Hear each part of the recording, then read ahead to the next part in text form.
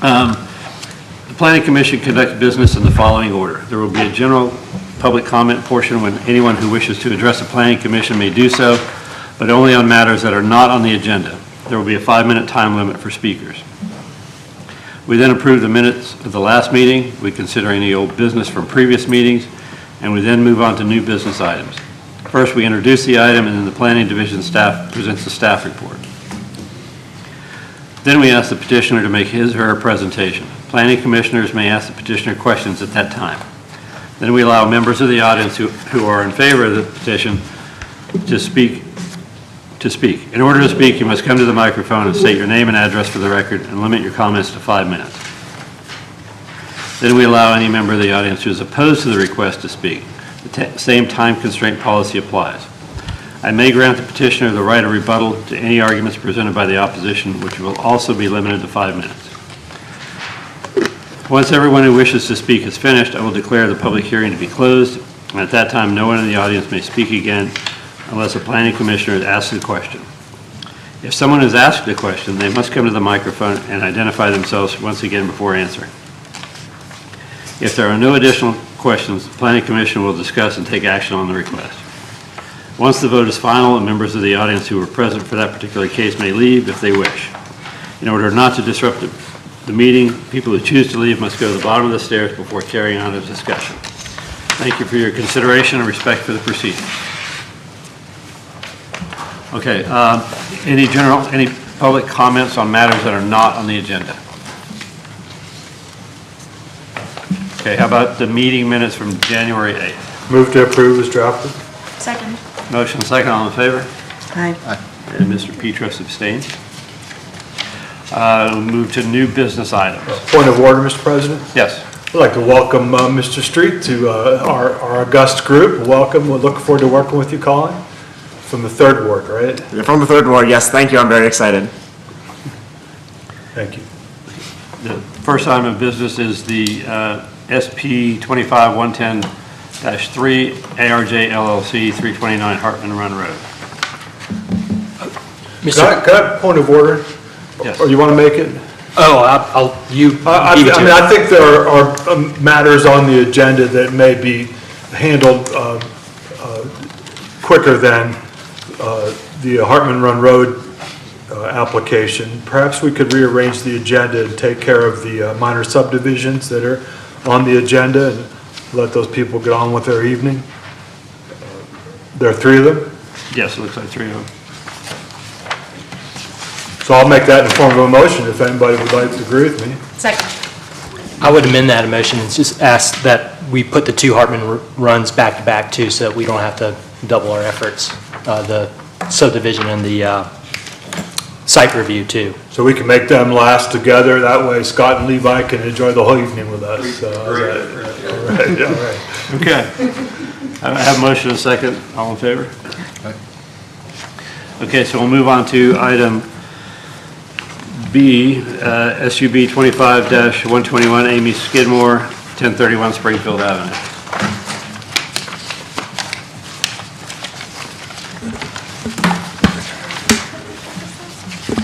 Thank you.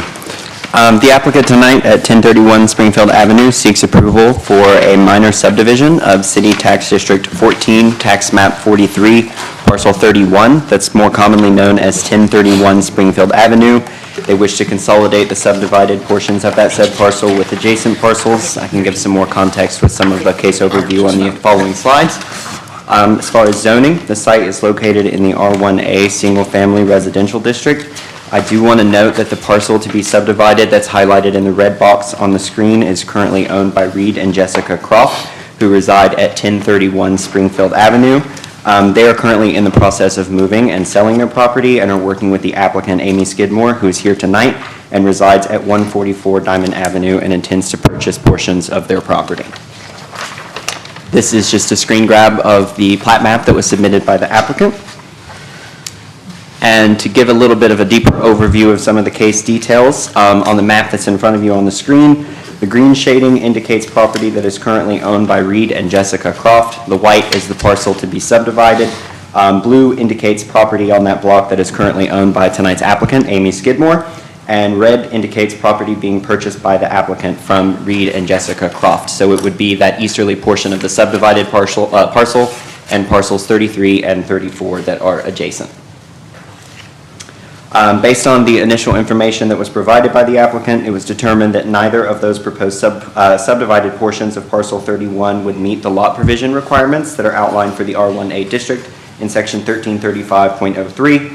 Staff have confirmed with both the applicant and the current property owner that both the easterly and westerly portions of those parcels would be consolidated with their adjacent parcel to satisfy those lot requirements.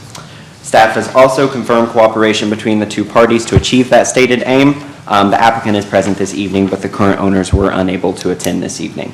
To summarize, the end result would be two new parcels of land where that westerly portion there highlighted in green would be consolidated with parcel 28, and ownership would be maintained by the current owners, Reed and Jessica Croft. The easterly portion of parcel 31, when subdivided, would be consolidated with parcels 33 and 34, which would be purchased by the applicant, Amy Skidmore. The calculations there on the right-hand side show that the highlighted areas and they meet all lot provisions for the R1A in this scenario. And that'll conclude the staff report on this matter.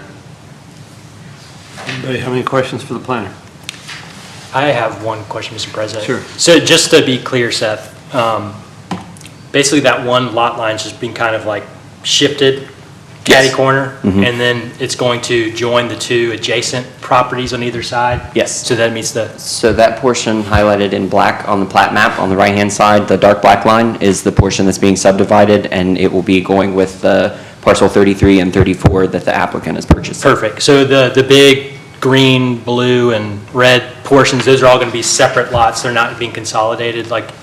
Correct, Okay, yes. perfect, Mhm. thank you. So the easterly portion of the subdivided lot will be consolidated with 33 and 34. The reason it's being consolidated with 33 and 34 is because if it was just consolidated with 33, it also would not meet the lot provision. And then the westerly portion of that lot is being consolidated with the adjacent lot in green, but the others will remain independent and are not being consolidated. Perfect, thank you. So, just to be clear, that the portion in green is only going to be connected to parcel 31, is that right? So the parcel that's being subdivided is outlined in white there. Yes. The westerly portion of that parcel, the westerly portion of that parcel is being maintained ownership by Reed and Jessica Croft. They will maintain it, and then they will consolidate it with the parcel that is directly adjacent. All of the green parcels on that map will be maintained current ownership, Reed and Jessica Croft.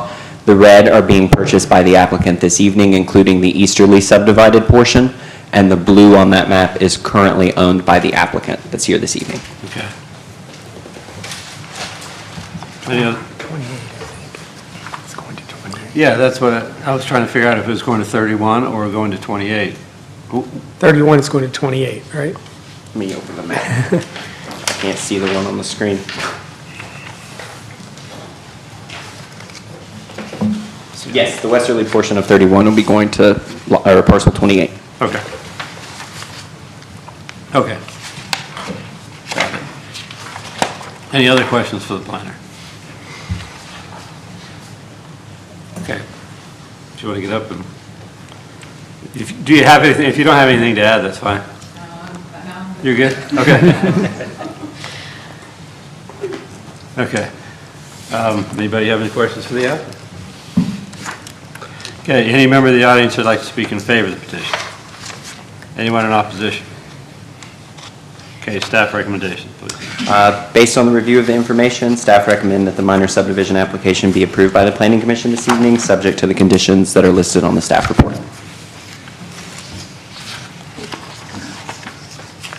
Okay, do I have a motion? Move to approve subject to listed conditions. Second? Motion and second, all in favor? Okay, that looks unanimous. Okay, next item on the agenda, MAP 26-01 Madison Simpson, 225 Waverly Street.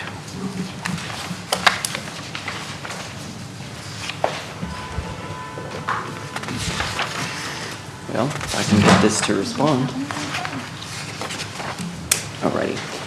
The applicant this evening is seeking approval for a zoning map amendment of City Tax District 12, Tax Map 20, parcels 600 and 607.1 that are more commonly known as 225 Waverly Street, to rezone said parcels from R1A Single Family Residential District, which is the current designation, to R2 Single and Two Family Residential District. The site is currently, as I stated before, located in the R1A Single Family Residential District, encompasses roughly 7,410 square feet on Waverly Street. This is a view of the property looking northwest on Waverly Street.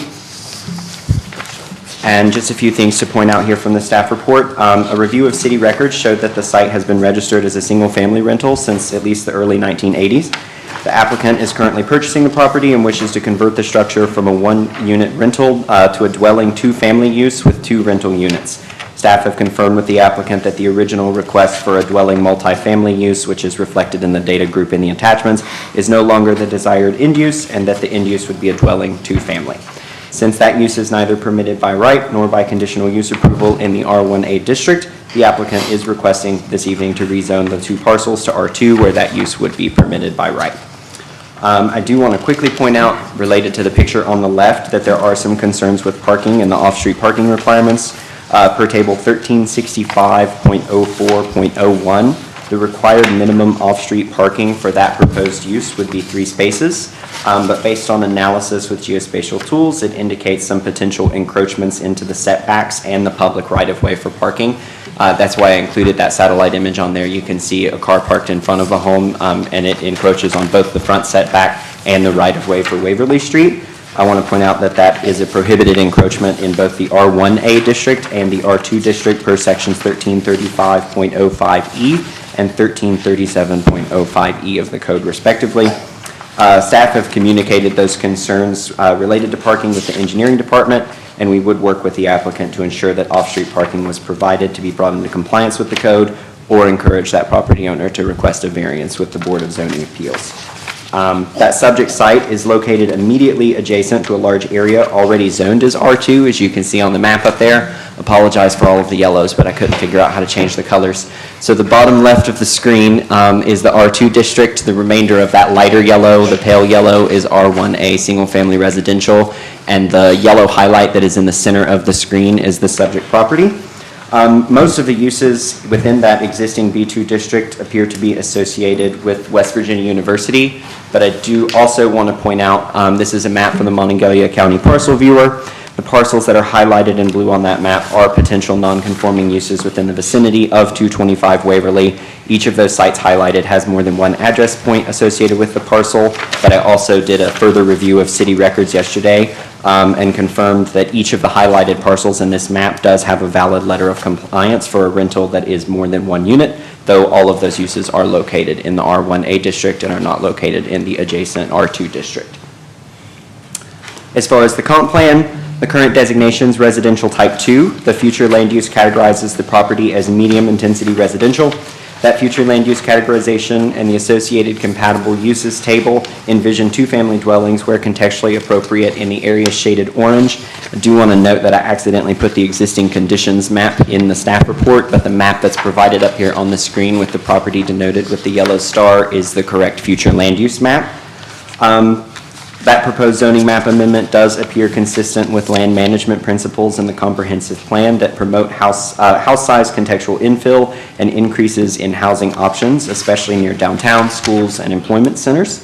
And that proposed zoning map amendment also appears consistent with land management action items that recommend zoning and other regulations that support the reuse of buildings and prioritize the addition of affordable housing through structural reconfiguration. And that will conclude the staff report on this matter. Questions for the planner? I have just a general question. When it comes to the parking requirements, I noted in the packet and in your statement just now that they would either have to be brought into conformance with existing code and provision, or it says encourage the property owner to request variance. Really, those are the only 2 options though. Like, you either have to provide the off-street parking that's required, or you must go to the BZA for a variance, right? Correct, yes. Okay.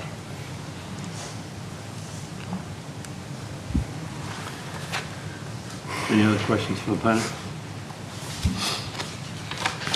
Okay, Ms. Simpson, the other. So I am Madison Simpson. Oh, sorry, if you'll come up here and... And if you haven't had an opportunity to sign in yet, could you please put your name on the sheet there?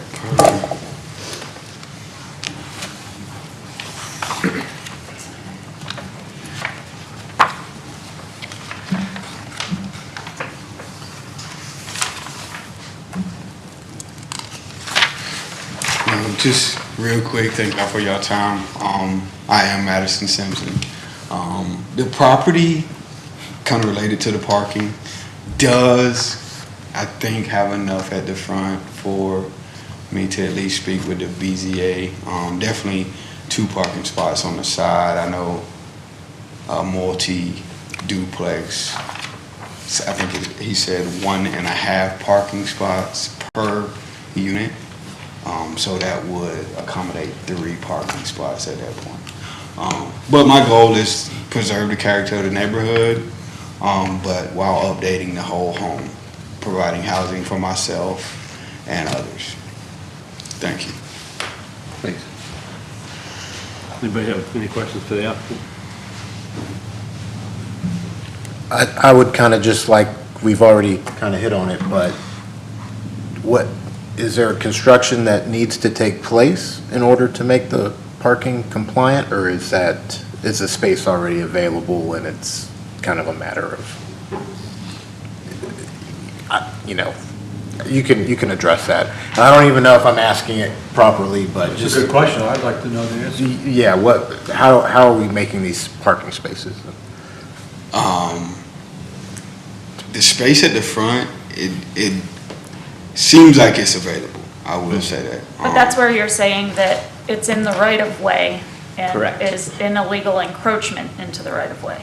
Yes. in So both- that is not an available parking space as it sits right now. Right, as it sits right now. So that would be, as it sits right now, that would be an illegal use of that per 1335-04 and 1337-04E in the R1A and the R2 residential district. Can you pull up a picture of the residence so that maybe, as he explains, we can look at it? It's hard to see, but there is a car parked right there in front of okay, so we can't have any parking that encroaches the street, and that would be a concern with That having won't more. count as a parking space for our, Okay. So what have you got left? So don't count that. What have you got left for parking? So, yeah, so right, if you just keep going to the left side of the house, diagonal is 2 parking spots that kind of go down. it's like an old driveway, right? Yes, yeah. We looked this up yesterday. Oh, okay. Could that ultimately be like a parallel at the front if the front porch was blocked off? Do you like block it off as a parallel split? I don't think that there is enough space currently for that. I would need to double check, but I think that the right-of-way kind of sits back further from the edge of Waverly Street, and it would also encroach into the front setback, which would be the prohibited encroachment in R1A and R2. Is the grass area part of the parcel? No. Okay. Thank you. Sorry, maybe that wasn't my spot to answer. We looked it up yesterday. The property line is right where that gravel starts essentially, right? A little bit after, but yes, it's near there. Yeah, I'm just kind of curious as to how it would be solved and how it would be prudent for us to approve it and move forward. But maybe that's in staff recommendation. I'm not there yet, but. I think it would be conditional upon approval from the BZA. BZA, right? It would have to be. Anybody else have any questions for the applicant? Okay, any member of the audience who'd like to speak in favor of the petition? Anyone in opposition? Yes, staff recommendation. Hold on, hold on. Whoop, sorry. Sorry. I'm too fat. I wasn't looking. I'm used to nobody coming up. Sorry. Well, this is my first time doing that. I live at 225 Cornell Avenue, which is right across, sits behind. Can you do me a favor real quick? You have to state your name so that when Oh, you do yeah. the minutes, you can. Certainly. Helen Poffenbarger. Okay. And I live just behind this house on Cornell Avenue.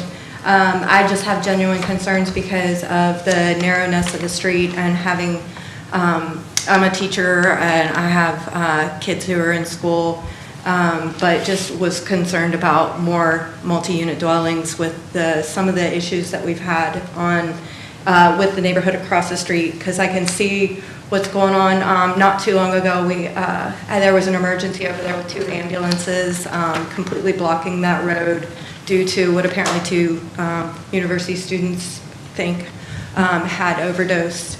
But also on the other side of the street, there's often bonfires and I just am concerned for potential increase in noise level, more as a safety issue because it is a single lane. I walk through that area, walk my dog through there. And as far as parking goes, I only have 2 spots at my house as it is, and we're often street parking there, which is nice. Cornell is not zoned, anybody can park there, but sometimes it really is a struggle. So I'm just a little bit concerned with it already being a very congested college area with adding another multi-unit. But that's kind of what I wanted to say, because we're often kept up at night by things going on, which is to be expected when you move into a college neighborhood to a degree. But anyway, I genuinely am concerned about it for safety reasons, for any kind of emergency situation. Waverly was recently made one way, correct? Is it? Kind of Yeah. in and out Yeah. now, Waverly Yeah. and Belmar? Yeah, but there's a couple of, big frat houses and just a lot of units right in there, so. Anyway, that's all I have to say. Thank you. Thanks. Anyone else would like to speak in opposition? Okay, now staff recommendations. Based on review of the information, staff recommend that the property be rezoned from R1A Single Family Residential to R2 Single and 2 Family Residential. Are there any conditions to that recommendation? There are no conditions currently, but we could work with the applicant, once we get to the site plan phase, when he starts doing the work and the remodeling to ensure that those parking requirements for the off-street parking are met, or that a variance request is granted or is applied for with the Board of Zoning Appeals. That would have to happen regardless, whether there's a condition or not. They would have to comply or get a. Correct. Yes. So, my concern is this.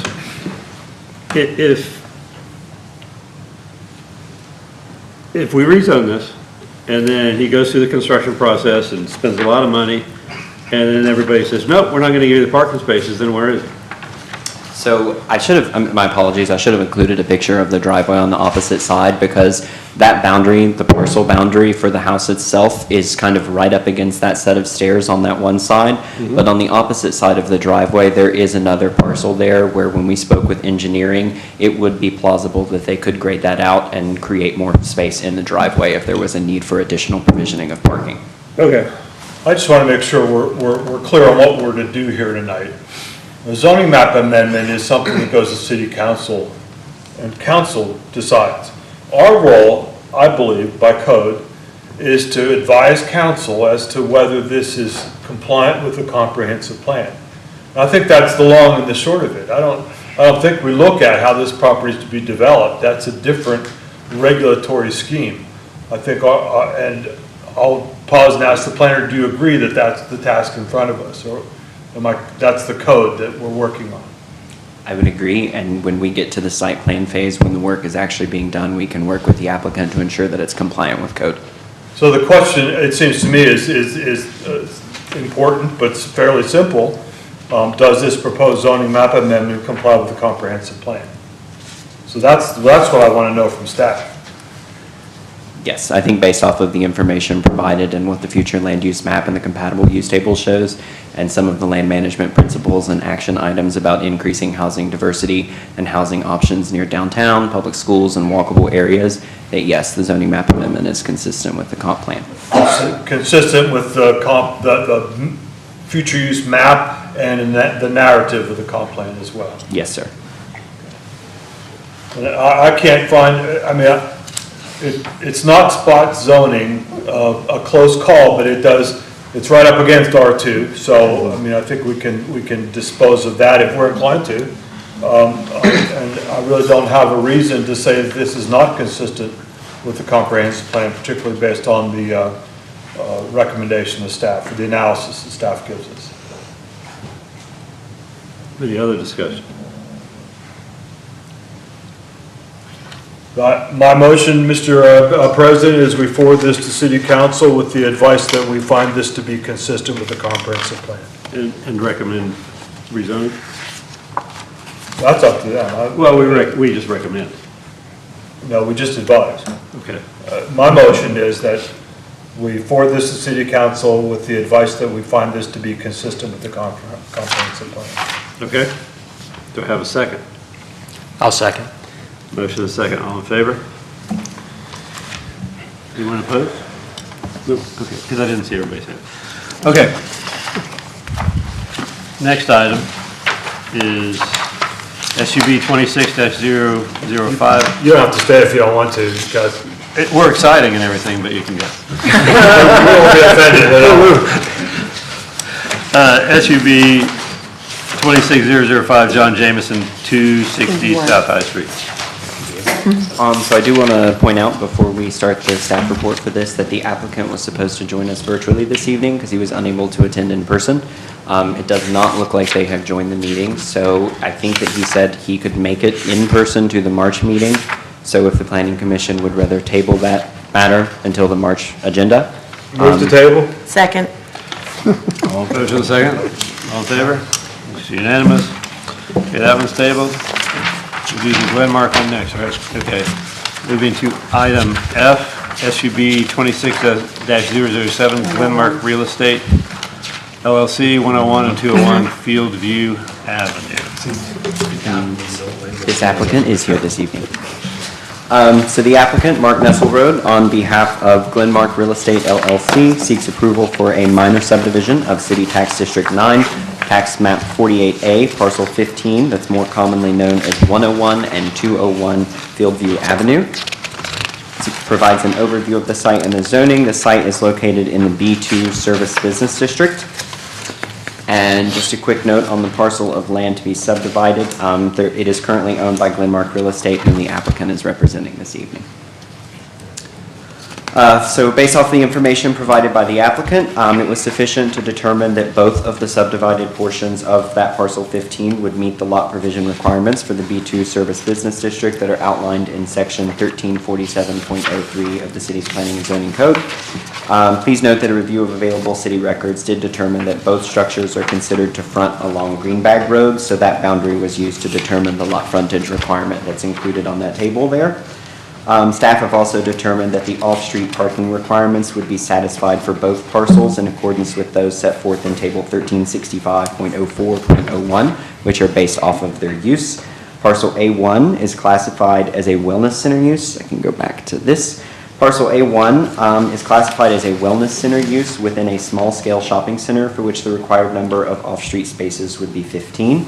Parcel 1, per that plat map, shows that it will retain 26 spaces.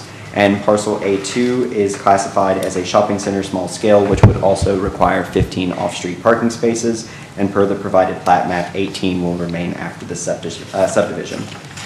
In summary, the proposed minor subdivision would create 2 new parcels of land that are both compliant with the minimum provisions set forth in the B2 Service Business District. That concludes the staff report on this matter. Anyone have any questions for the planner? No. Okay. The applicant here wanting to say anything? Good evening, my name is Garrett Richards. I'm with Glenmark, and I'm just here to reconfirm that we're in agreement with the staff finding that it's fitting. Okay, so you got the short straw having to show up tonight, right? I'm sorry? I said you got the short straw having to show up tonight, right? Well, they're all in Florida, so. Oh. Really got the short straw. Okay. Anybody have any questions for the applicant? Yeah, I could usually get to go to the floor, yeah. Anyone in the audience that would like to speak in favor of the petition? Anyone in opposition? I'll lick this time. Okay. Staff recommendations, please. Based on the review of the information provided by the applicant, staff recommend that the minor subdivision application be approved by the Planning Commission this evening, subject to the conditions listed on the staff report. Discussion? Move to approve, subject to staff conditions. Second. Motion and second, all in favor? Yeah, that one looks unanimous too. Try to stay warm while everybody else is, right? Okay, we'll move back to the first one, probably SP 25-110, Roman numeral 3, ARJ LLC, 329 Hartman Run Road. And I assume this is the order we should take them in, right? Bear with me, this is a long one. Mr. President? Yes. I will need to recuse myself. Okay. Well, we've already done everything else. You don't have to stay. Oh, no, but I'm going to. You're going to? Well, I want to know Oh, how. she has to stay to adjourn. To adjourn. To adjourn. I don't know how it ends, right?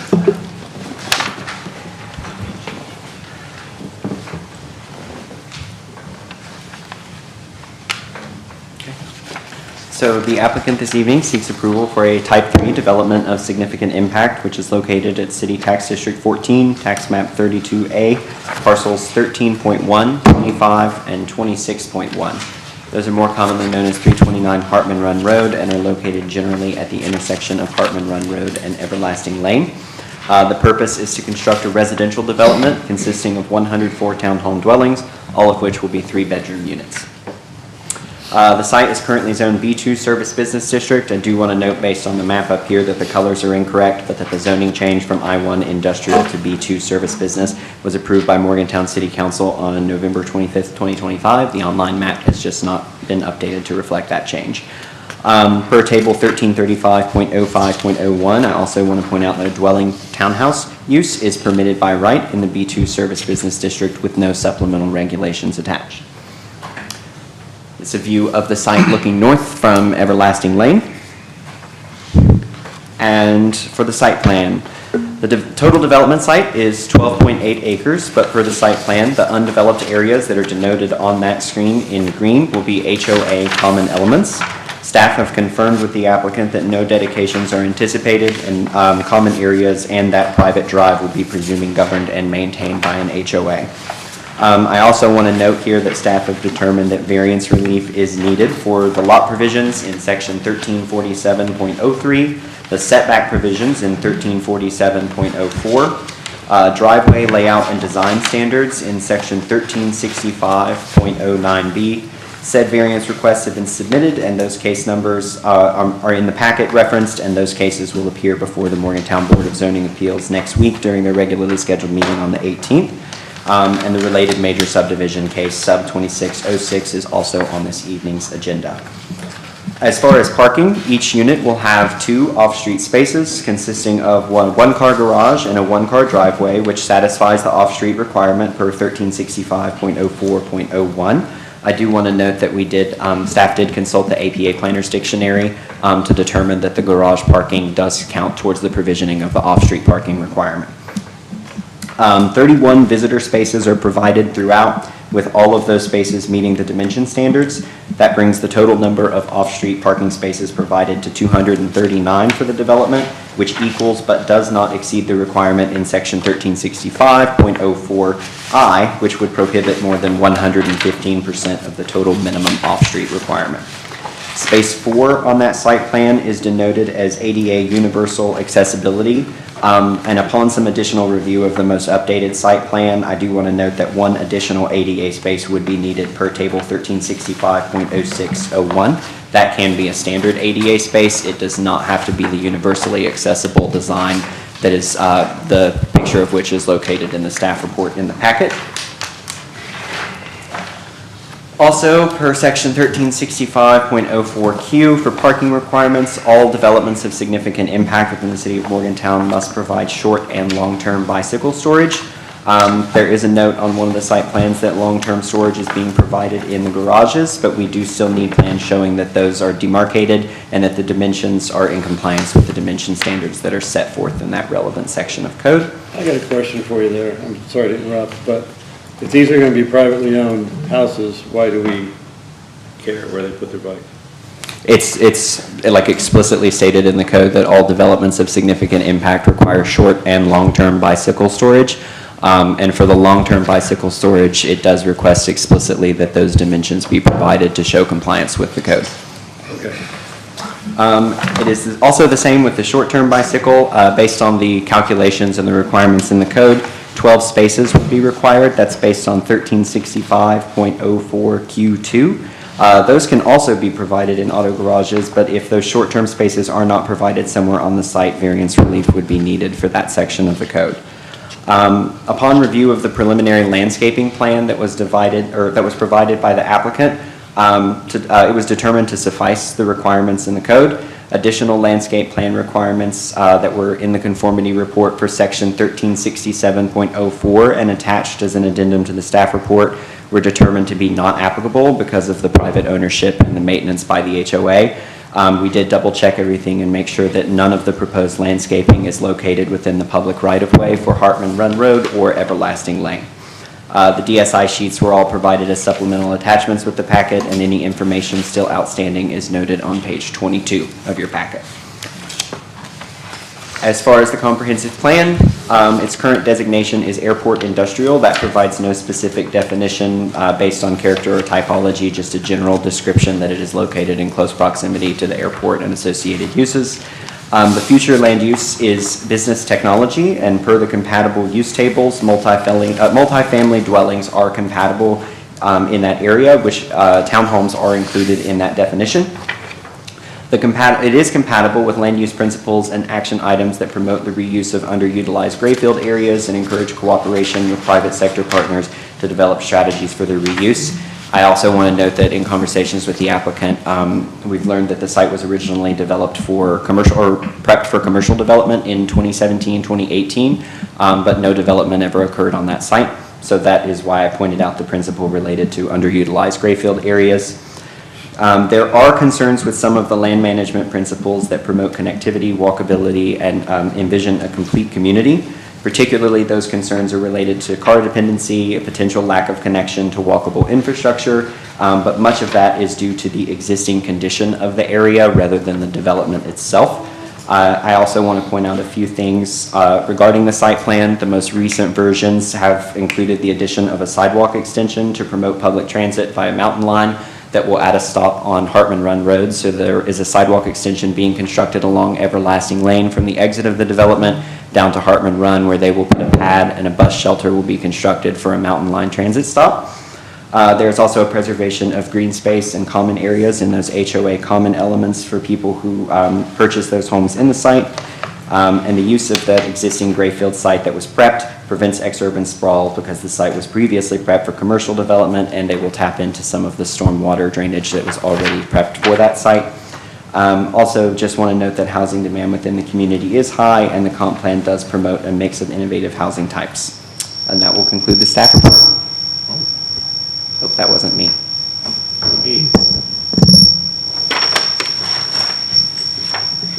do we know who it is? This will end the meeting really.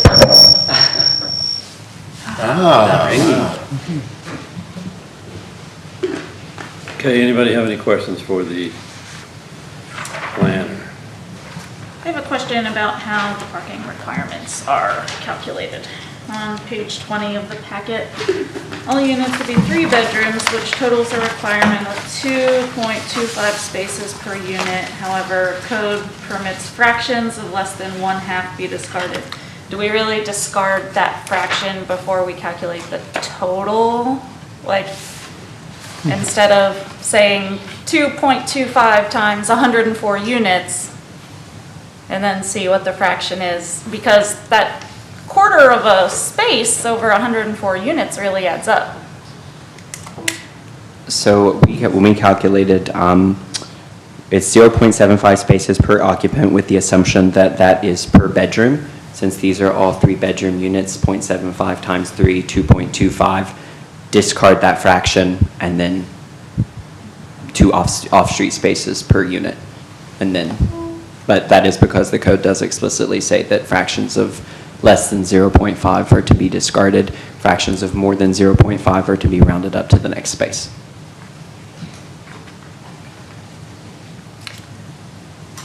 Seth, is that taken into account per, because this is a townhome and these are on their own individual lots?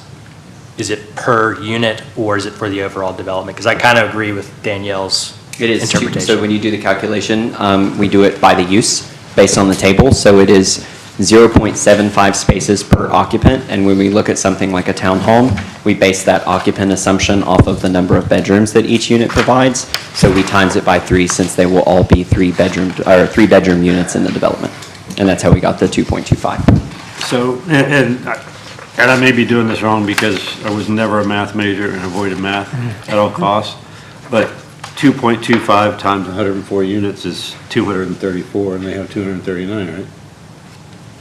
So, Well, but then you still have visitor parking or whatever Okay. that has to be. right.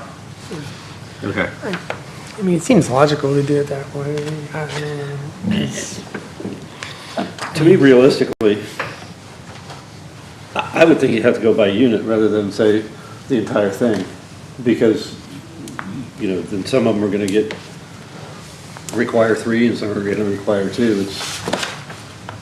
So for this particular one, all of the townhome units that are proposed, I keep doing that, all of the townhome units that are proposed are 3 bedrooms, so they all require 2, all 104 of them would require 2 spaces.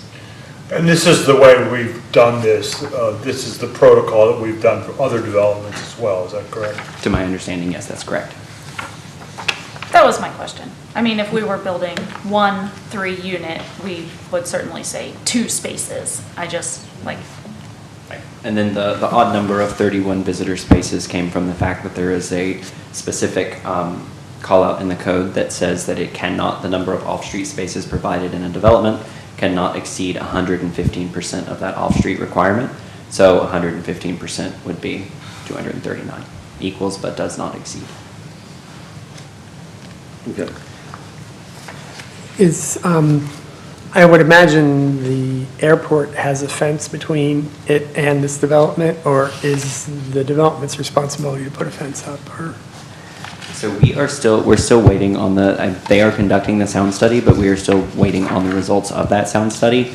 So some of the conditions that are reflected in the staff report are relevant to the sound study that's being conducted and some of that information that comes back. But I mean, if fence is a safety Talking issue, about a it's not a safety sound. fence? Yeah, a safety safety fence. fence, yes.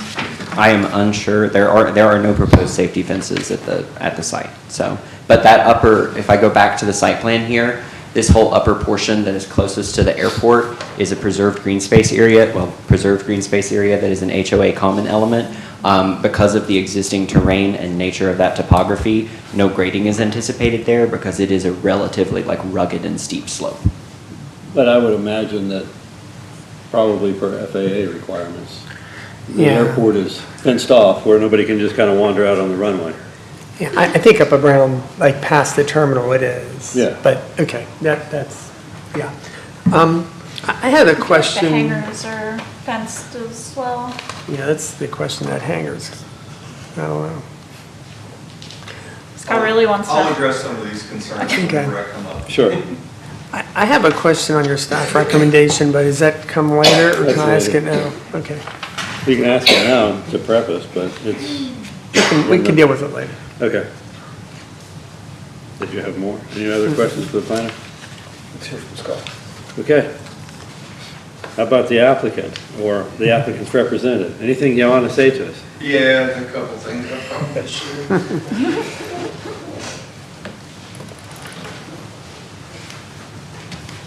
My name's Scott Copen. I'm with CRE. I'm the designer and representative for the developer.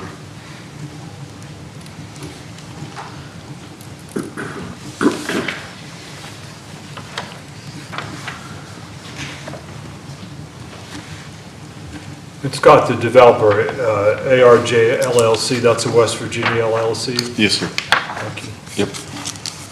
Yeah, the R and J are here this evening as well, if there ever be any questions. I really had a lot of questions for A. He's not. Oh, yeah, no, we'll relay them. So just real quickly, I wanted to touch on a couple things that Seth mentioned, but just to expand on. Everlasting Lane We are proposing and working with the DOH to put a sidewalk from the development down to the radius at Hartman Run, and to put a bus stop at that location, as was, I think somebody from Mountain Lion had mentioned that at one of our meetings, but we've included that into the design. We're widening Everlasting Lane to 22 feet. Right now, it's significantly less than that, I guess you could say. It varies in width, but really it's probably 16 or 17 feet in that particular location, and we're doing all of our widening to our side of the road. So there are some parking spaces, and there is a residential home pretty close to our entrance, and their spaces are right on the road in the right-of-way. We don't want to have any impact on our neighbors, so we're taking all of our widening to our side of the road, which is what that little purple sliver is. That'll be a dedication to the DOH. Okay, that's what I was getting ready to Yeah. ask is, I'm sure you got DOH permission and then you're going to give it to DOH. That's what I was Yes. getting ready to ask. Yeah, so we'll widen that out. And also, there's the right-of-way along Hartman Run is a little, I think wonky is the technical term, that it's fairly wide for the majority of our property, but right near Everlasting Lane, it actually reduces by 15 feet or so.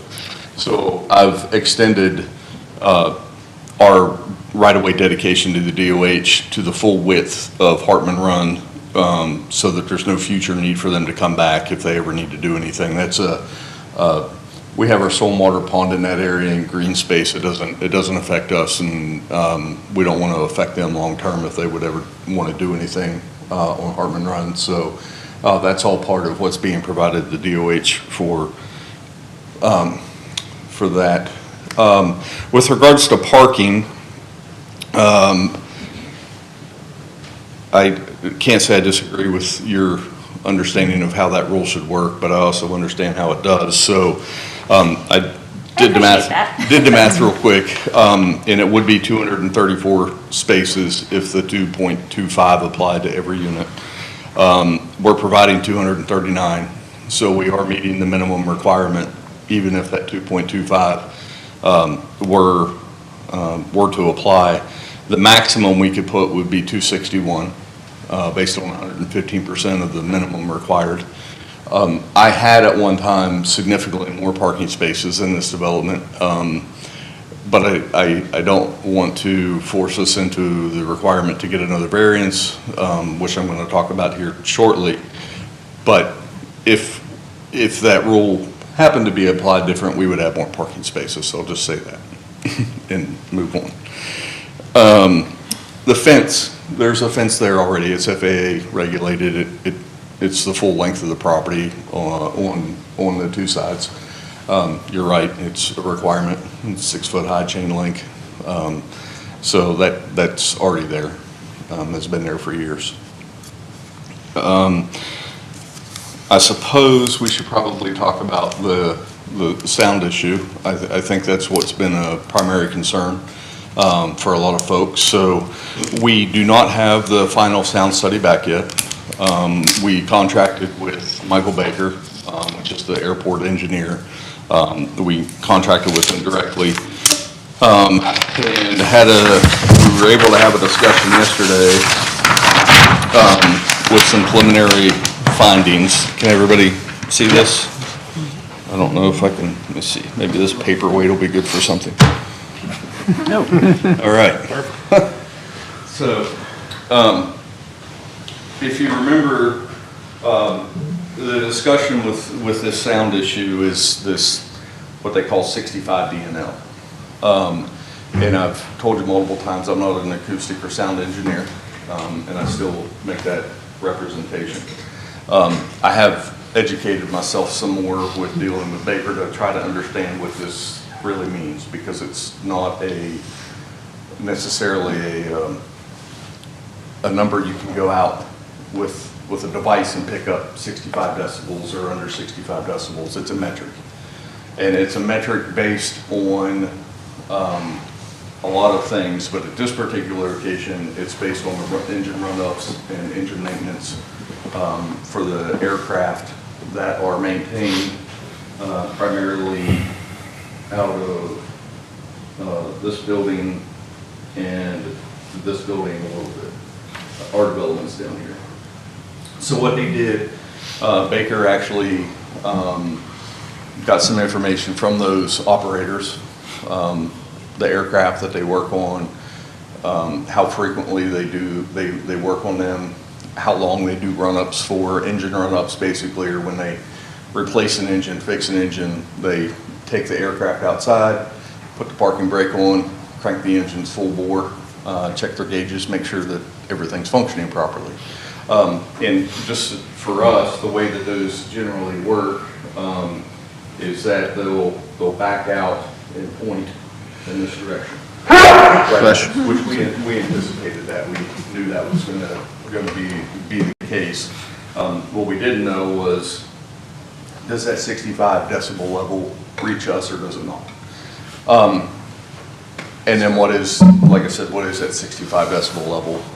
So that metric's determined based off the information collected from the operators, put into a sound model.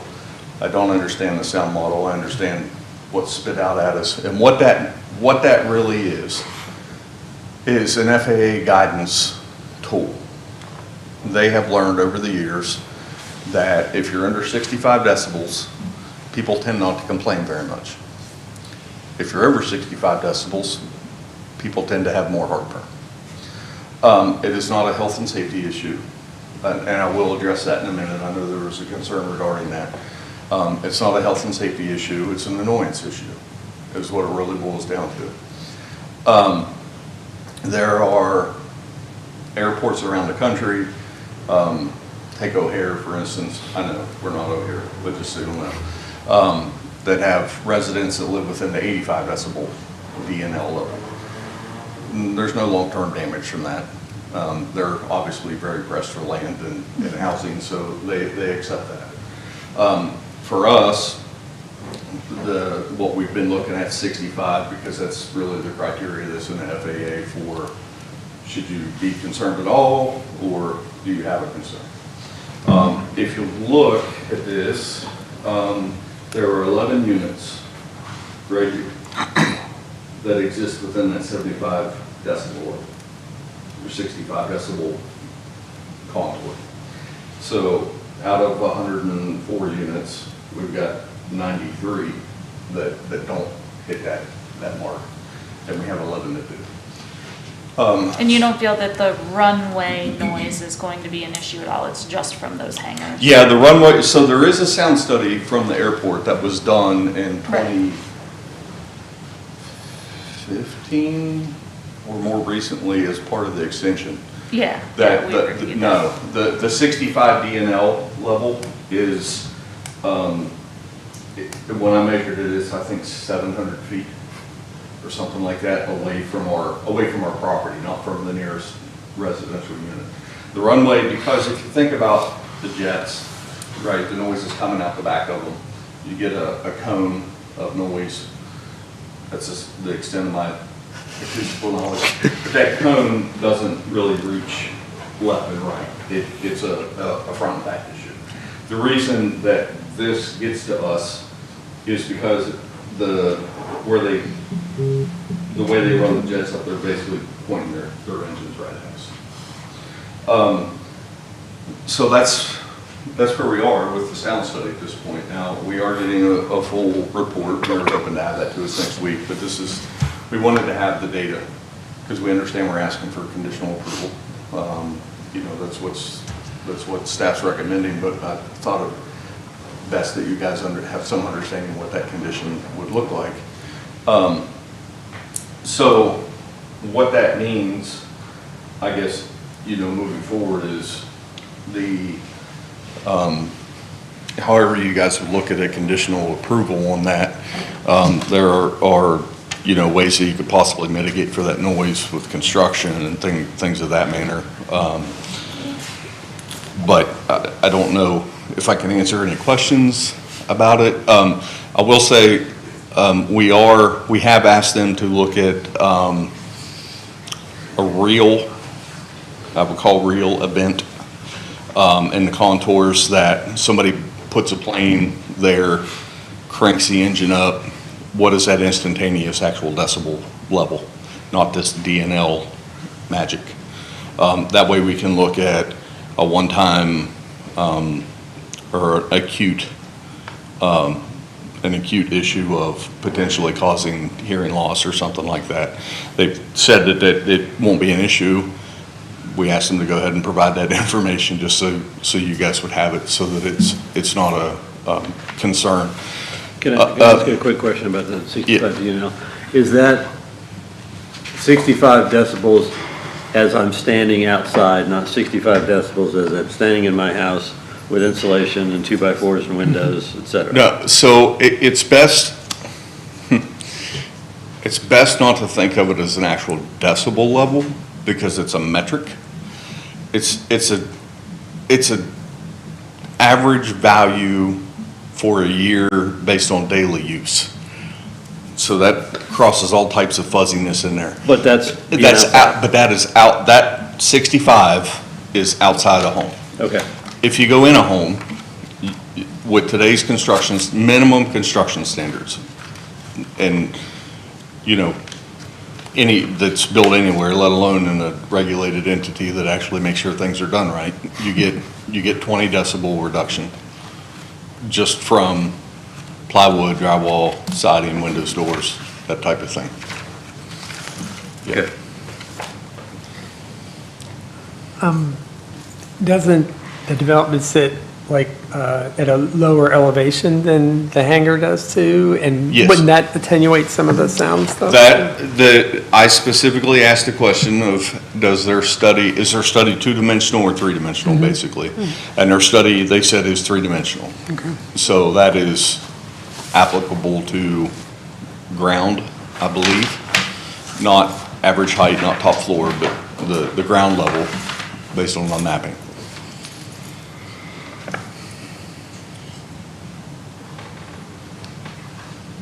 So part of that, in that discussion, part of what we've asked for, what's in the staff recommendations is, one, a document be signed by not just the people in a 65 DNL area. Every resident in that development signs a document, whether it's an attachment to the deed or in the deed language itself, that they acknowledge and recognize they are buying a piece of land buying a house next to an airport. It will also be addressed in the HOA documents. We can put another issue in there, or another way in there, so that there's some, people will make it more difficult to claim ignorance. And there are, it can be put onto the plat, so that it can be documented another way. There is not, from what we've understood from discussing with Baker, if somebody buys a property here, and they would go complain to the FAA, it's too loud, I can't sleep, it's too much, that was a concern that was brought up a while ago. There's no mechanism where the FAA could come back and say, all right, city, you own the airport, now you have to buy their property. That doesn't happen at these levels. Like I said, there are homes around the country that are in the 85 level. And just so you know, that's logarithmic. So 65 to 75 is 10, 75 to 85 is another 10. So that's 100 times louder than where we're at. Perception-wise to the human ear anyways. So there's not a risk to the city by allowing the development to be constructed in the 65 DNL contour.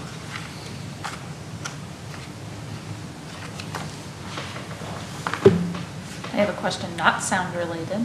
Oh, okay. Are we done with sound questions now? I had a question. Yeah. So if this development is built, and let's say the Morgantown Airport continues to expand its service as it's been doing the past couple of years, is there any possibility that these sound metrics increase after the development is built? So the way, they're using the data today based on the private, because I believe these are all privately owned jets. We don't have a major carrier, as it were, being maintained at these hangars. I don't think that the facilities exist in this location to say, you expand the airport and you can land a 737. I don't think you can get a 737 back to these hangars to work on it. When the airport, Even with the extension, we won't be able to land a plane that large. yeah, but the contours that Ms. Trumbull asked about were, when the airport extension's done and we can land bigger planes than we can today, does that have any impact? And it does not. That sound study shows that the 65 DNL is nowhere close to us because we're off to the side. Again, we're not directly behind it. Thank you. Yep.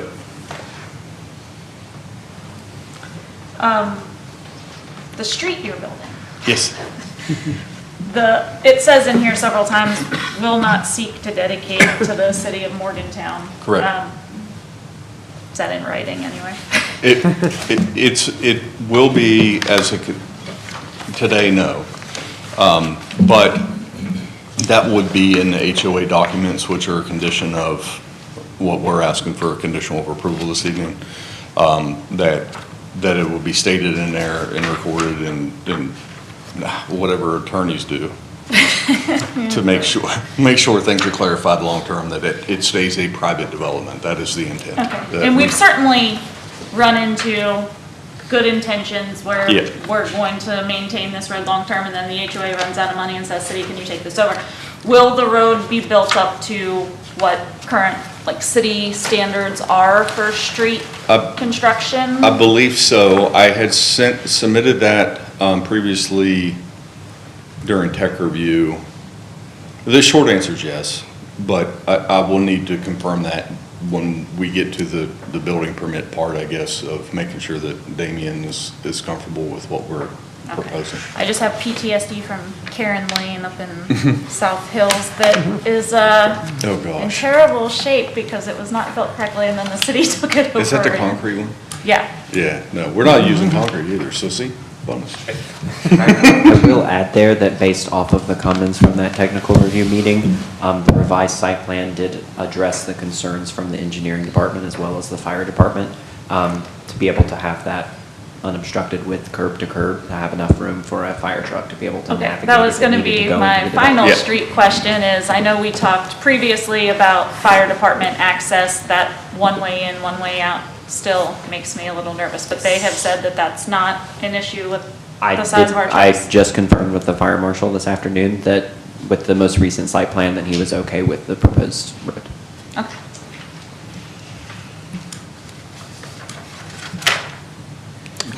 Can I say real quick that there is a large number of variances that are being requested? And just to explain that very quickly, the code allows for B2, or allows for townhomes in a B2 district. Most of the places where townhomes are allowed, there are provisions for townhomes in the code. So a single-family detached lot might be 60 feet wide, but if you're building townhomes, it could be 20. You can go to a minimum of 20. None of those provisions exist in the B2 district. So there are 5, what I call master variance requests that deal with those issues. The minimum lot width is 60 feet. Well, we have 20-foot townhomes, so we have 20-foot lots.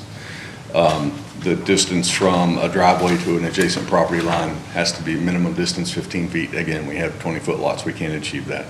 The minimum lot size is 6,000 square feet. That's a 60 by 100 lot. Ideally, we don't have 60-foot lots. We can't achieve that. If I had to go 6,000 square feet, I would have to be a minimum of 300 feet long. So all of those master variance requests relate to that. I made a note on the bottom of my page. Our Yeah. provisions don't seem to account Yeah. for or be applicable to townhomes that are individually owned. Yes, yeah. I think it's just a, I do think along the lines of the mayor's comments, this bicycle storage stuff makes no sense to me. Same. It's the same thing. Yeah. I believe, and I apologize, and I tried to take the easy way out, I'll be honest, and I put a note on the drawings. It's almost like we don't want townhomes. Because I couldn't find the actual dimension. I know it has to be 3 feet wide, but I couldn't figure out how long it needs to be. So I put a note that they would be in the garages because, well, they're going to be in the garages. But if we need to add temporary, that's not an issue. We'll put some racks up. Put a bike chain on your stop sign. Yeah, really. I was around when this got added, and I think we were thinking about apartment buildings and high rises. Yes. We weren't thinking about this. Right. To the mayor's point. I agree. Yeah, but it's what's there and we'll put it. It's what's there, yeah. Yep, Maybe we can fix we it. will not argue. I will add that it kind of blankets and just says, all developments of significant impact shall provide both long and short-term bicycle storage. We So- could do better, I think, with that.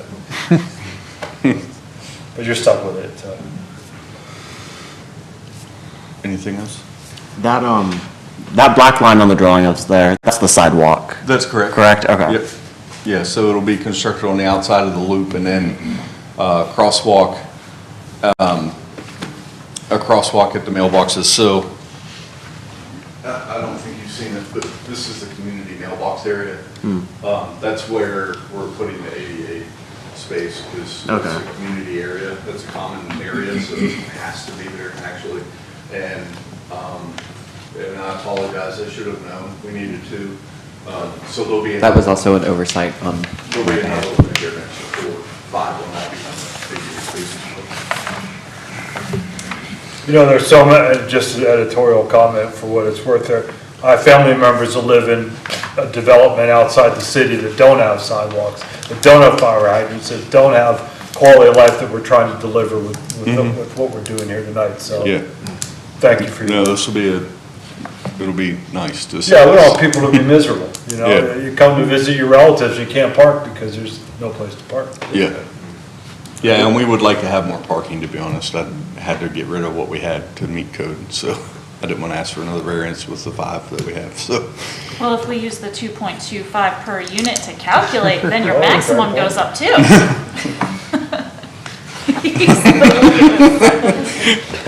He has no comment.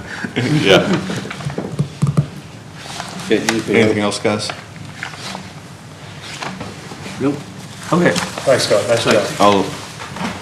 You want me to leave that hang up there, or you want me to take it back with me? Can we frame that? Well, you can, but it says draft and deliberative, so I I'd think like it to. maybe needs to go into the minutes, I think we need to. put it because- Darren might want to take it home. I mean, it's a pretty picture. Yeah. Well, it is the draft, I mean, the final, we'll obviously be producing the final version, but if you want to, I can email this to you so that you have a digital. It's part of the minutes, I think. Yeah, it that's needs to fine. be there. Okay. Okay. Okay, any member of the audience would like to speak in favor of the petition? Anyone in opposition? Okay, let's do some staff recommendations, please. Given all of the information provided and discussed this evening, staff recommend the approval of the Type 3 DSI, subject to the conditions that are listed in the staff report. I do want to make a note that there were some last-minute revisions made to the conditions on that report. Copies have been provided. There were 2 small provisions that got left out on the end. Anywhere where changes were made are highlighted in yellow. The other 2 changes that were made were just some changes to existing wording. Okay.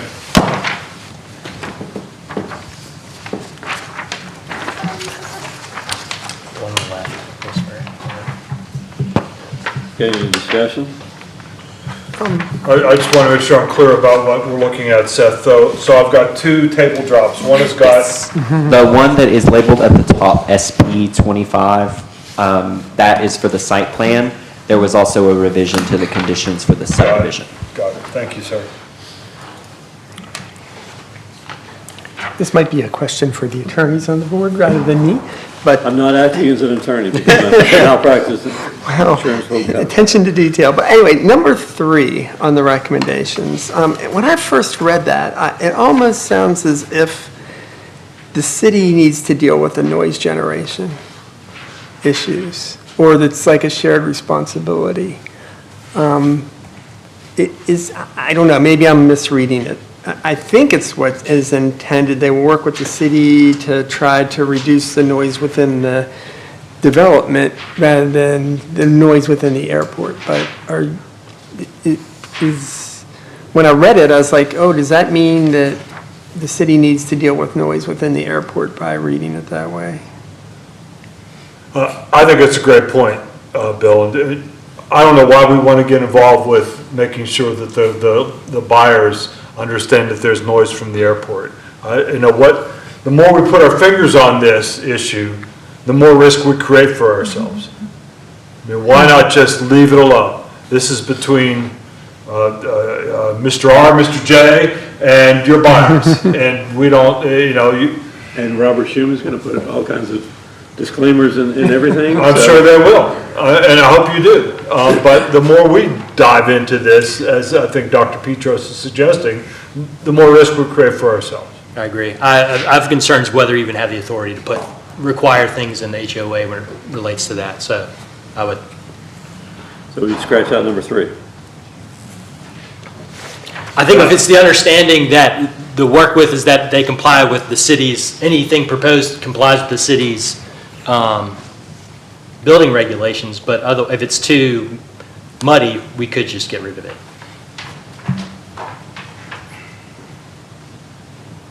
But to me, it's redundant because it would have to. I think 2 and 3 both need to go, frankly, for the same reasons you've just given. Fair. Well, the only thing that I would say is that if there's an aviation easement, that I think, the only thing that I'm thinking of is if an aviation easement is needed to overfly the property, then I think that something like that has to be in there. But that's the only reason I would think that it would need to be in there, is if FAA requires an easement or somebody requires an easement to overfly the property, just in case something does overfly the property.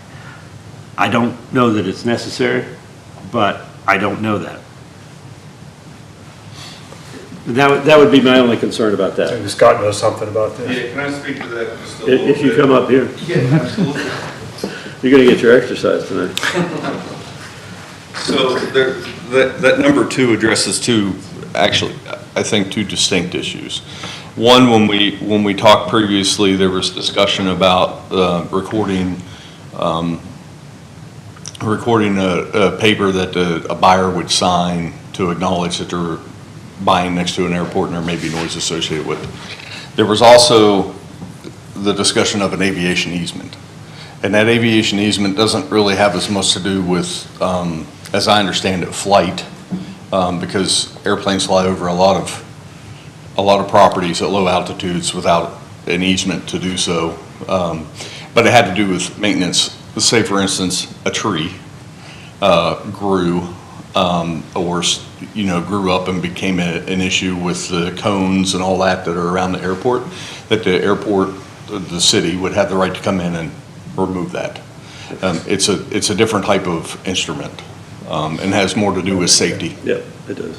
Thank you, that makes sense. Which, just so you know, we've agreed to and said, fine. So maybe we can wordsmith that the developer will execute an easement in favor of the city of Morgantown or the airport authority or whatever it may be called, that it would be able to come on the property and remove any potential hazards, et cetera. Yes. Yeah, that's what number 2 is doing. I like that, that makes sense. So we're fine with number 2, and Nick's number 3 is kind of. Number 3, I think, is where we're ending up. Good with that? I'm good with that. Yeah. Okay. I'll make that in the form of a motion. Move to approve, subject to staff recommendations except for number 3. I'll second it. Okay, motion and second, all in favor? And that looks to be unanimous. Okay, next item is SUB 26-06 ARJ LLC 329 Hartman Run Road. And we're back at square one. There we go. Let's disapprove this one just for fun. I'm kidding. right. We haven't heard it yet. The applicant seeks approval for a major subdivision preliminary plat to create 104 parcels of an attractive land generally located at the intersection of Hartman Run Road and Everlasting Lane. I've already read the tax districts, tax maps, and parcels, same as the previous. The site is located in the B2 Service Business District. Again, that map is incorrect, but the zoning change was approved on November 25th of last year by City Council. The applicant is seeking approval for that major subdivision to create 104 parcels of land to construct a residential development consisting of 104 townhome dwellings. I do want to note that in addition to those 104 buildable lots there are a to-be-determined number of lots that will also be created and presuming governed and maintained by that HOA as the common elements. I was just unsure how many, like the exact number of parcels that would be created by that. Per information from the applicant, no dedications of land or infrastructure are anticipated, public utilities will be provided, and per 1331-0501, that land use dwelling townhouse is permitted by right in the B2. Based on other information provided, many of those proposed lots do not meet the lot provision standards for the B2 district in 1347.03. We've confirmed with the applicant that variance relief is needed, and we've already discussed that this evening. Noting again that the applicant has submitted variance requests that are related to lot frontage, lot size, and lot depth provisions in section 1347.03, to the setback provisions in 1347.04, and to the driveway layout and design standards in 1365.09. The associated case numbers for those are in your packet, and those cases will appear next week at the BZA meeting on February 18th. Also wanted to note that upon the review of some of the requirements for preliminary plats in Article 1317, some of the information that is requested on a preliminary plat was already provided on the accompanying DSI sheets. So we did refer to those attachments as supplemental information for that staff report as well. And just wanted to give a quick clarification about what Scott talked about just a minute ago to try to help streamline the application process since so many variances are needed for the development. A parent application was submitted for each section of the code where variance relief is being sought. The table that is on this slide just provides a little reference for how those requests were submitted for the BZA's review. Since not all lots will require variance, the table will highlight each lot number, the proposed condition of that lot, and the exact variance request, if any, that is being requested for that lot. And that concludes the staff report. Okay, Scott, you got anything to add to this one? Just real quickly. Oh, you gotta walk up here again. I know. I'm hoping that takes longer. So one thing, just to make sure we're clear, one of the things we'd asked for, and I am more thankful than anything for staff, is that typically, I think when you do a subdivision like this, you're recording everything all at once. And the staff's worked out a way so that we can record in blocks, record these lots in blocks of units, which is how they'll be constructed. And I just wanted to make sure that everybody was clear on that and understood, because that's a really big deal for us as a development team to be able to do that. So we really appreciate that and the timeline. Normally it's a one-year thing. We've got 5 years to finish this out, and understand if we don't, we have to come back before this commission and ask for the remainder to be reapproved.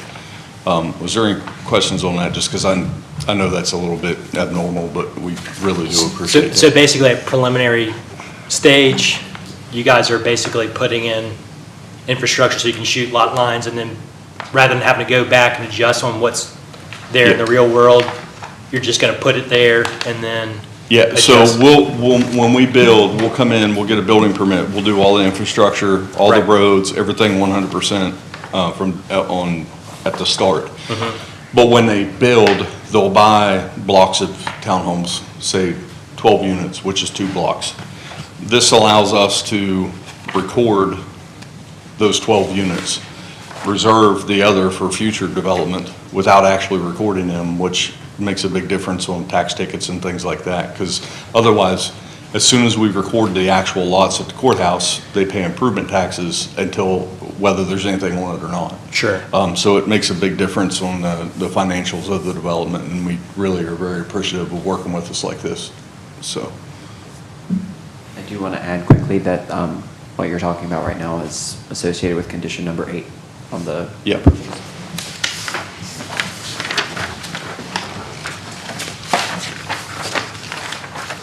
But you guys would, so, in other jurisdictions I know too, especially when you're doing townhomes, that you put on there, like, according to the surveyor, actually, and what's on paper, might not necessarily match up just because something adjusted in the. Well, though, when we lay, so we've got this laid out, and we did have to lay out these very detailed for Gotcha. the variance request, because I'm literally asking for a 2,374 square foot variance per se.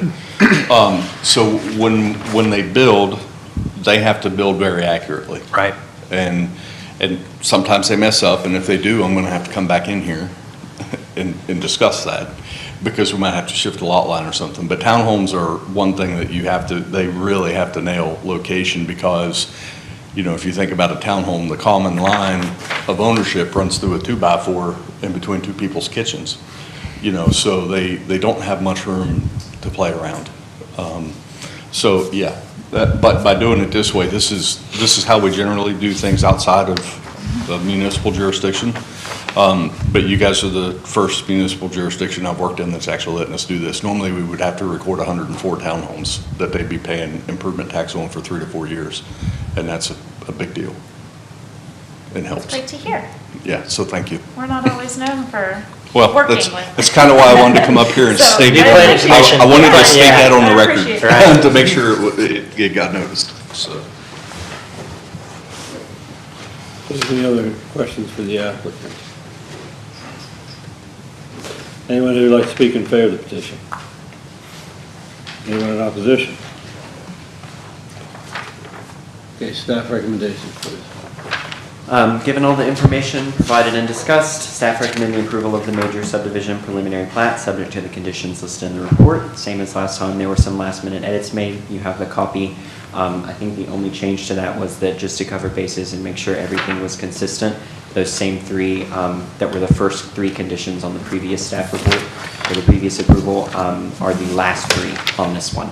I also just wanted to make clear that for number 8, just to make sure everyone's on the same page, that according to the standards set forth, and Ricky, correct me if I'm wrong on this, per the standards set forth in Article 1319 on the subdivision, rather than only giving them a year to bring back the final plat and have it recorded, it would allow them to bring that final plat back in phases as they're ready to record those phases, and as long as that is done within 5 years or within 30 days of the sale of the last parcel, whichever comes first. So do we wish to strike number 11? That's what we I think took it's- out of the I think other. it's number 9, Mayor. 11 just says that they're going to work with, well, yeah, I think 9 and 11. 9 and 11, that's what I was looking at, 9 and 11 also. 11 is the one, the same wordage that we took Yeah. out on the other. Yeah, 9 is the previous. I would go so far too, with even 10, just because with the subdivision of land, it just doesn't make much sense to have these easements and noise language. But again, that's my 2 cents for the discussion here. 10 is redundant, I guess, but it is important because it gives us the right to, gives the airport, the authority, whoever, the right to go in and make something better. Yeah. So, Mr. President, my motion is that we approve subject to staff recommendations 1 through 8 and 10, striking 9 and 11. Yeah, I agree with that. Any seconds? I'll second. Motion Can I, second? hold on, can I ask Yep. a question before we, so we're striking 9 from this, but we left 1 on the other. I saw that. So they still have to comply with number Did I 1, make just a in a mistake? different. No, you didn't make a mistake. We made a mistake on not taking it out of the first one. Oh, did notice it. Yeah, number 1 up here. Sorry for the confusion with the different numbering. I should have put those at the beginning. Yeah, I don't think it's our business to care what they have their property owner sign, but it's just me. I make a motion we reconsider SP 25-110-3. Can we finish one before we get? So SUB 2606, my motion was 1 through 8 and 10, and then striking 9 and 11. Yep. I just want to make sure, 9 is just saying that we're making sure that the developer has potential buyers sign or acknowledge a waiver of potential noise generation. Yeah. Correct? Why would we not leave that in? It's not We our, made them it's do not a our business. But we made them do a noise study. Yeah, but it's, we shouldn't get into what their contract is with their purchasers. But I That's think not the that city's role. The discussion I thought we had in the other meeting was that if someone came and said, oh, the city allowed this to happen, we agreed to have this development put in this place, knowing the airport things, this gets us, this at least provides some protection to the city. No, actually what provides us protection to the city, I believe, is that we asked them to do that because it's an overall health and safety issue. And then when they came to us and showed us that it meets all the safety requirements, that's fine. Now that we have that. Now that don't we have any of that, this. then it's up to them. If I want to buy a spot by an airport, I can choose to or not to. I think it's dangerous for us to intervene in the relationship between the sellers and the buyers. Correct. That puts us in a place we don't need to be. Yep. So the fact that we have seen results of a study is enough. It's over, yeah, it's over health and safety. Okay. We have determined as a whole that it doesn't violate any health and safety issues, and the city's fine with that. As an overall development. I do see the point, though, as if where someone might come and complain. I understand it wouldn't be our responsibility. But I do see some value in ensuring that anyone buying the property would have to legally recognize that there is noise pollution in the Okay, area. well, I guess my question to you then is, and I don't want to be mean or anything, but if I, as the city, you're selling your property that's on Brockway Avenue, and there's trucks that go by, why should I, as a city, tell you that you have to tell the prospective purchaser that trucks go by there all the time? And sign something? Well, how's that my role?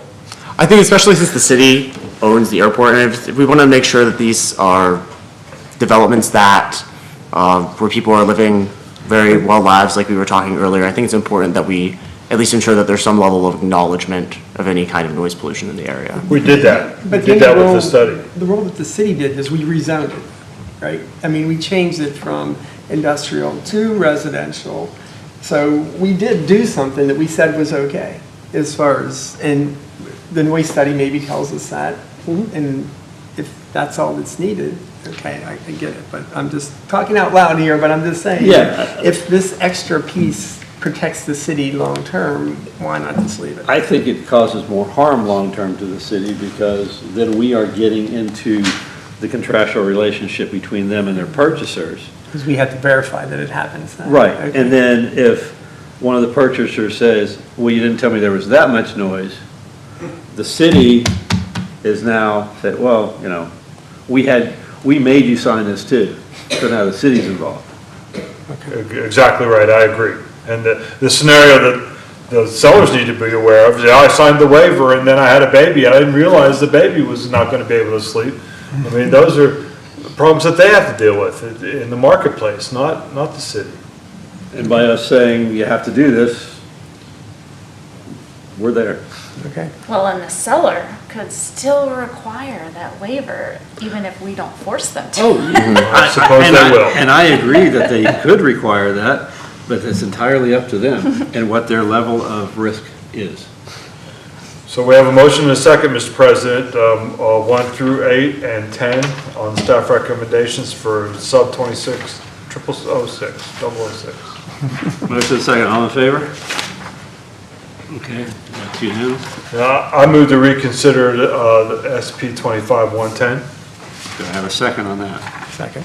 Motion and second, all in favor to reconsider? Okay. I move that we approve the application, subject to staff recommendation, striking paragraph 1. And continuing to strike, Continuing to strike. well, striking paragraph 1 and continuing to strike, was it 2? It was, Or 3? 3. It was 3. Striking paragraph 1 in addition to the paragraph 3 that we already struck. Thank you. Okay. Yeah. But we're leaving the easements in, right? We are. Yes. I'll second that. Okay, I have a motion and a second. All in favor? Okay, now let's be unanimous. Okay, I think that's done. Okay, other business, committee Well, I report. just want to thank these gentlemen for your investment in Morgantown. You know, we have a housing shortage, you're going to help us fix that, so thank you for that. And make sure Robert does everything right with the paperwork. You know he will. You know he will. Okay, committee reports. Nope, staff comments? No additional comments. Okay, Can I make a comment to staff? sure. I think that sounds a little harsh, but the townhome development and multifamily, I've only been here for less than a year now. I think to avoid something like this where we have to have multiple variances and subdivision requests, that we need to have our land ordinance, or both the land management ordinance and the zoning ordinance talking to each other, and to fix that where we have either and/or multifamily and/or townhome development laid out, because it's kind of a quandary for everybody to be in to deal with that. So I would encourage staff either look at that or we work on that Some of together. these requirements are clearly meant for, as Mr. Franco said, apartment buildings and not townhomes. And townhomes are kind of something we're missing in the city limits. So we want to be friendly to that type of development where appropriate, and it doesn't seem like we are. Agree. Anything else? Move to adjourn. Second. Let's go. Hang on a second.